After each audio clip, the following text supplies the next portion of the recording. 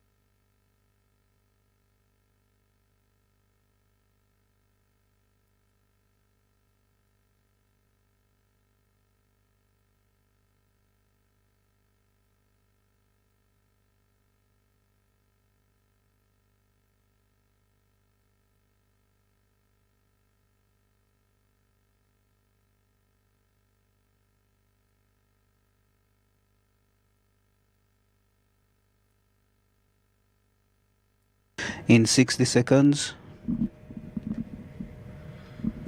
radio stations, please stand by. We'll get the press briefing started in 50 seconds.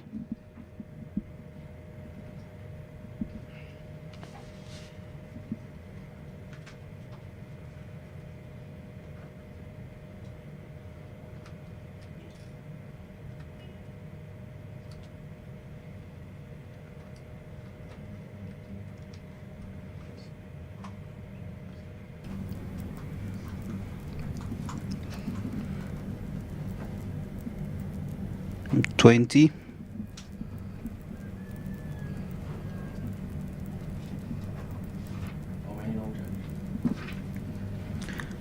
10, 9, 8, 7, 6, 5, 4, 3, 2.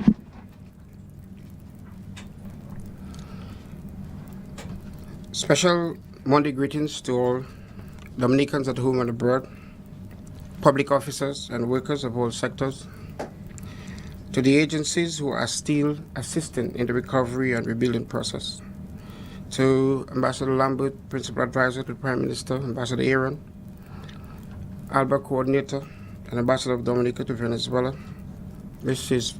Yvonne Brown George, Director of Interministerial Coordination in the Cabinet Secretariat, staff of the OPM and Cabinet Office, members of the media, ladies and gentlemen. We are still in a very challenging and vulnerable period of recovery and rebuilding as we chart the course articulated by the Honorable Prime Minister to make Dominica the first climate-resilient country in the world. We are on the path to making this vision a reality. The simple and best contribution, and that I would appeal to, especially to my public officers, is to make all tasks and responsibilities assigned to you a success, no matter how menial the assignment. It is through this collective will and action that we will see Dominica victorious.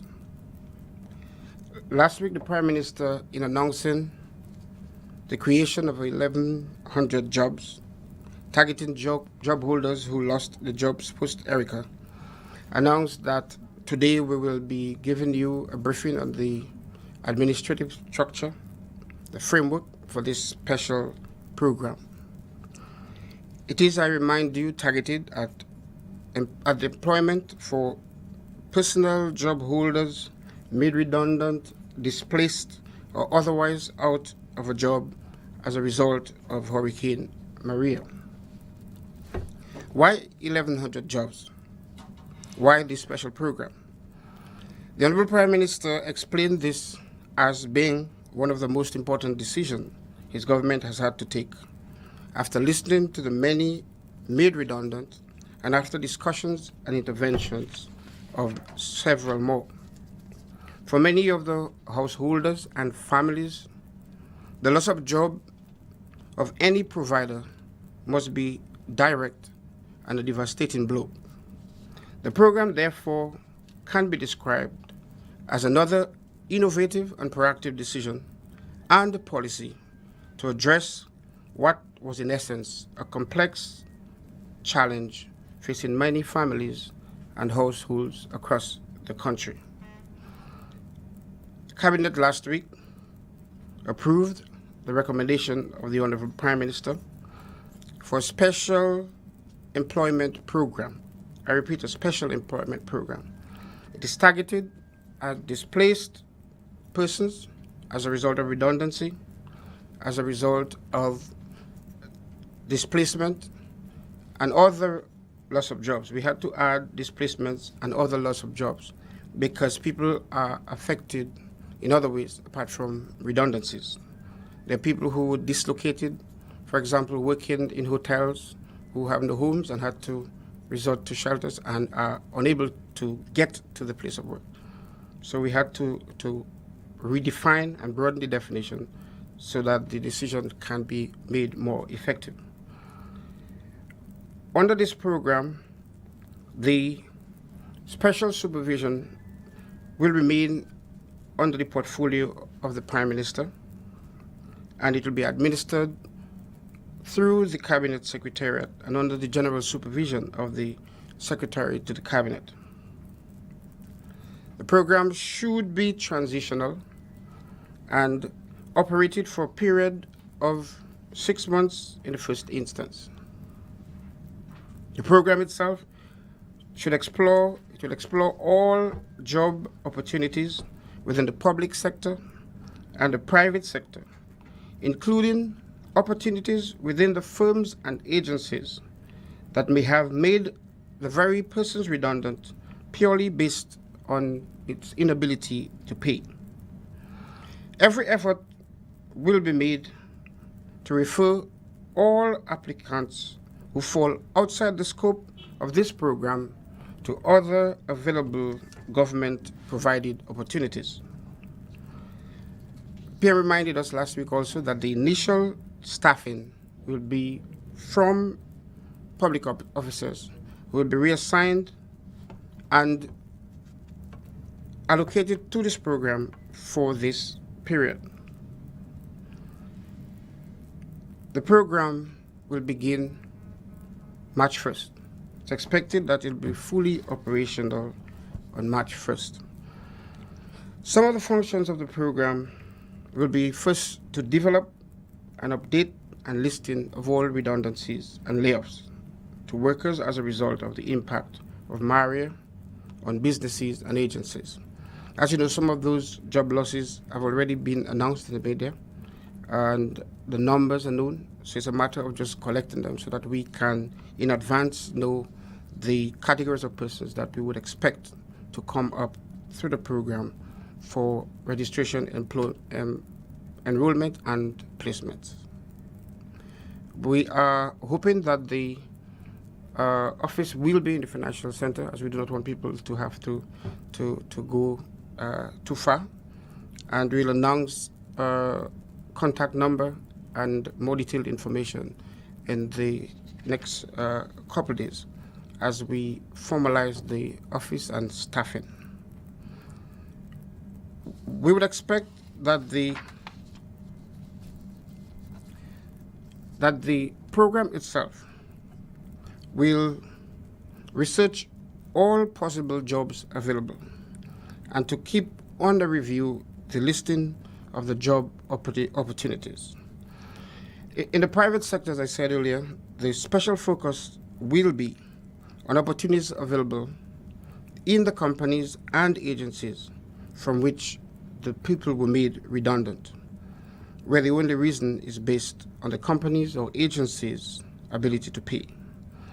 Where opportunities are available, but at a future date, the job placement can also be of a temporary nature up until the availability of the new positions.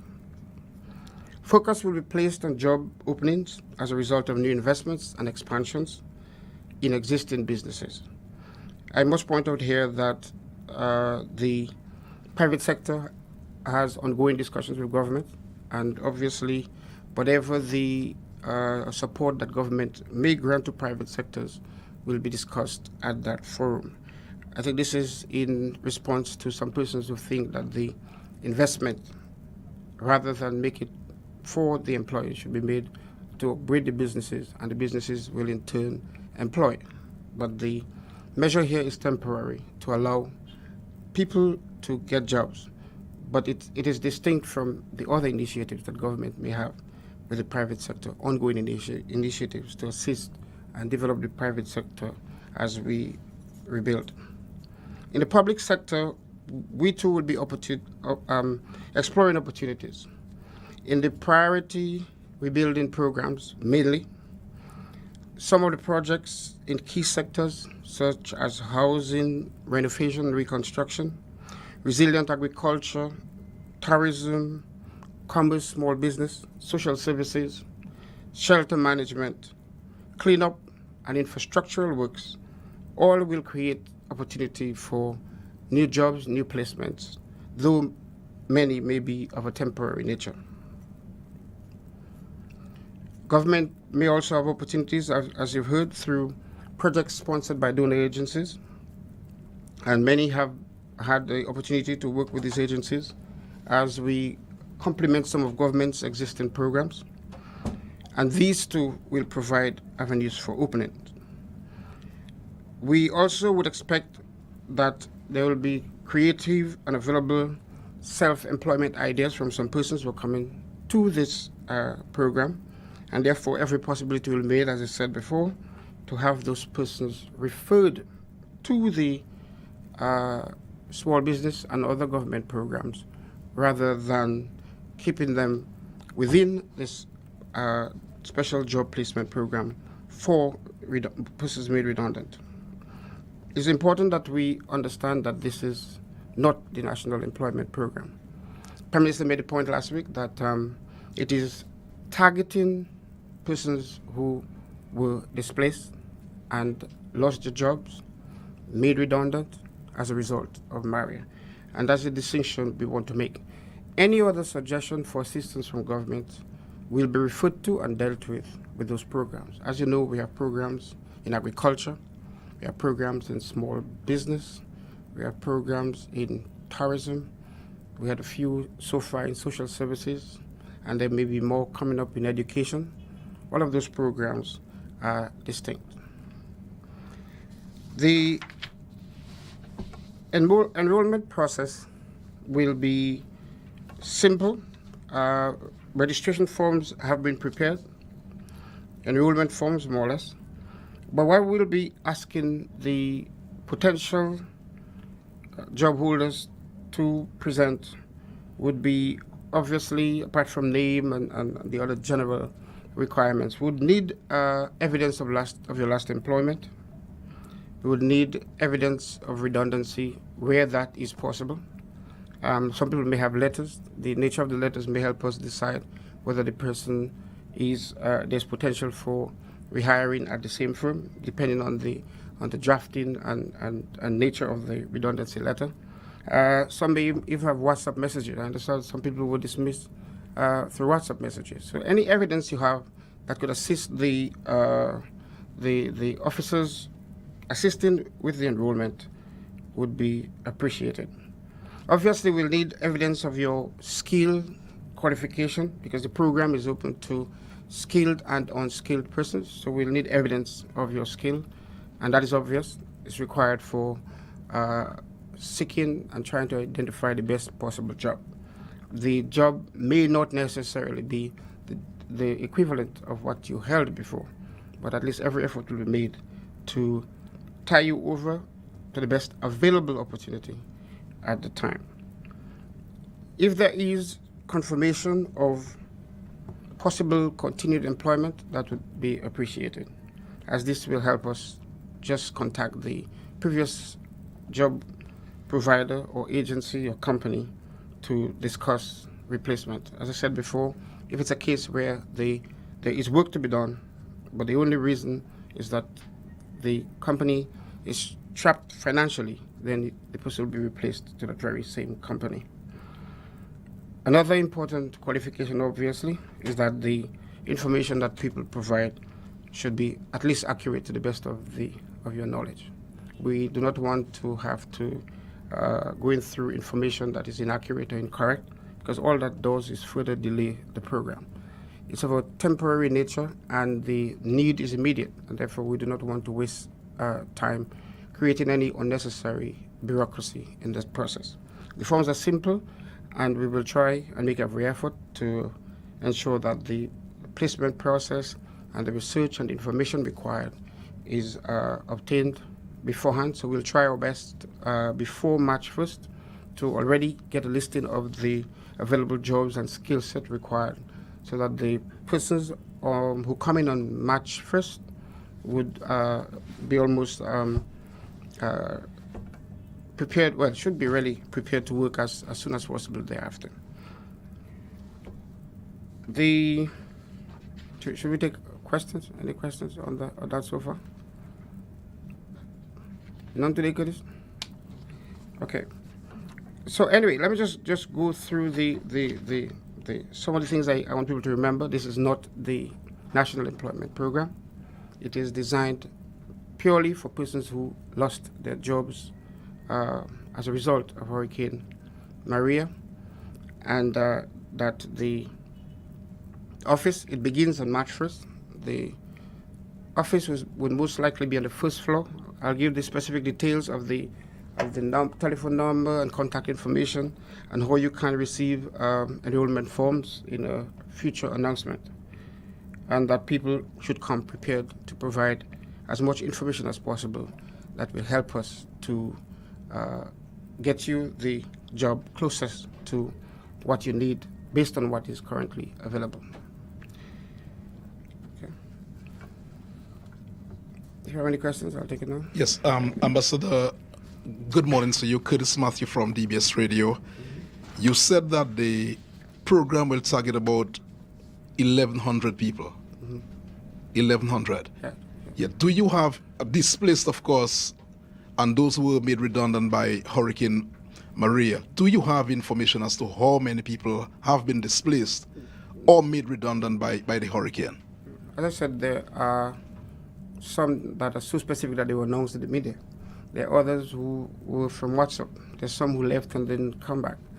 And there are some people who are still in touch with their employer. So the figure changes every day.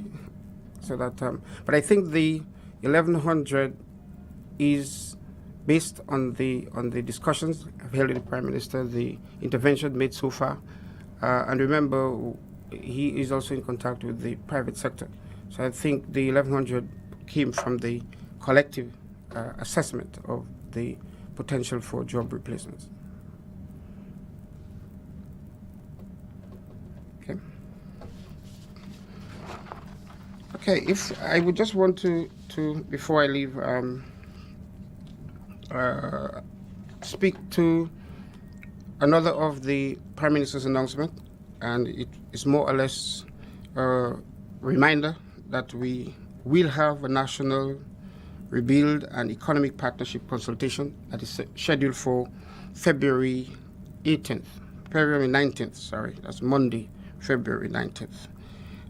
We expect that, as the PM said, this session will be chaired by the Honorable Prime Minister, and all members of government would be present, and the parliamentarians and stakeholders of every agency, private sector, church, NGO, sporting community, media reps will be invited, and we'll have the diplomatic corps and donors also invited as observers.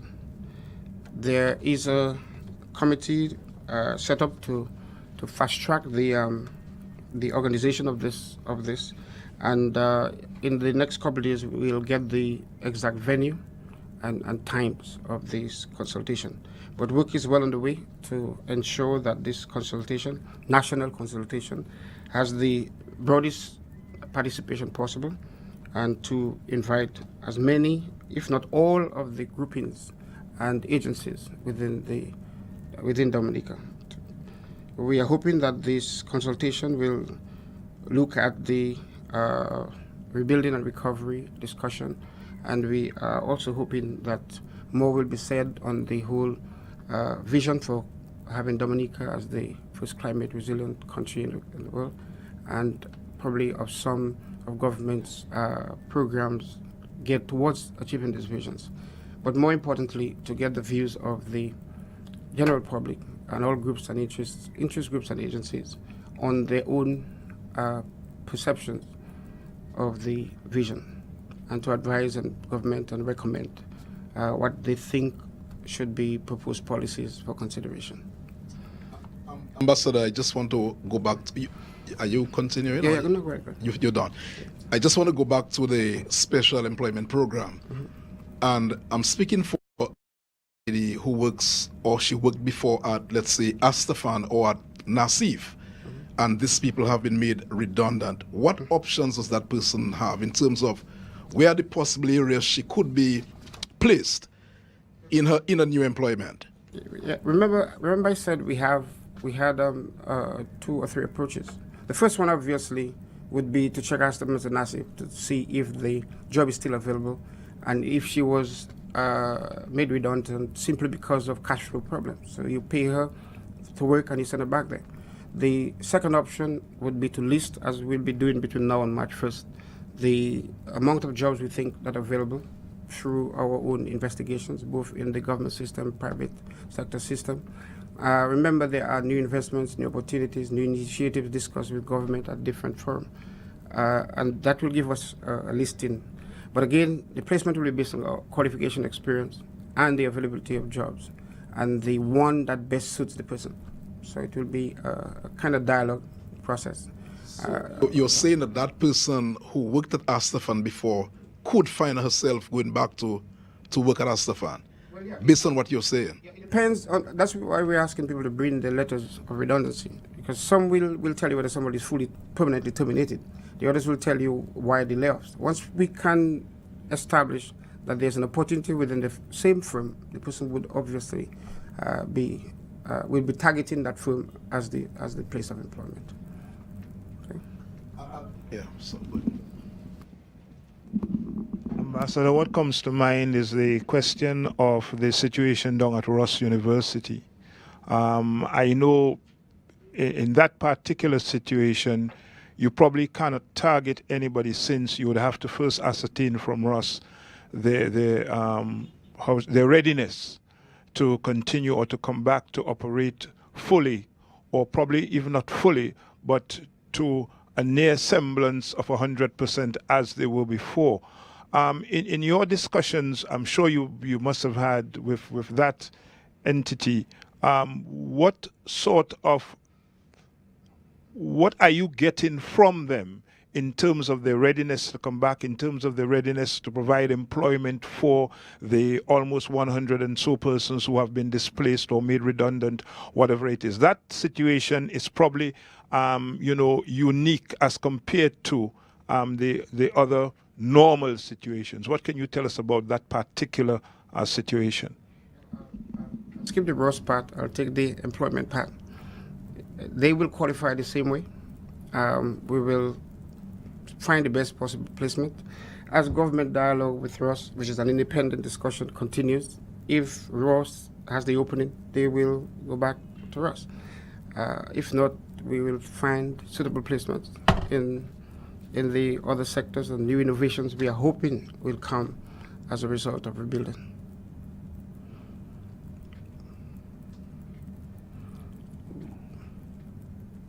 Okay. Have another one? Okay. Well, if there are no more questions, I'm not in the habit of having long anything. Anybody who knows that. So what I'll do now, though, is to really just thank all those who have been assisting in the recovery process. I want to make a special appeal to public officers, permanent secretaries, to thank those who are giving the best efforts, and to encourage those who are not to bulk up a bit. I think the rebuilding is too important. The recovery is too important. It's not a time when we should get complacent. Government has a number of valuable services that we are to provide to the public. Some are even to the private sector to create an environment for business, so that we need to really ensure that the public service response to rebuilding continues aggressively and that people continue to put their best foot forward. I again appeal to all. The nature of your job, collectively, it's important, regardless of whether you are a messenger or whether you are a technical officer. It's the collective response that will steer Dominica in the right direction. I want to thank those agencies who are still here, to thank those agencies who are working feverishly. As you know, the program is a long-term program. You have heard initiatives from every sector. I just want to thank all those who are making an effort to make this recovery and rebuilding process a success, as we never forget the theme of making Dominica the first resilient country of the world. Thank you.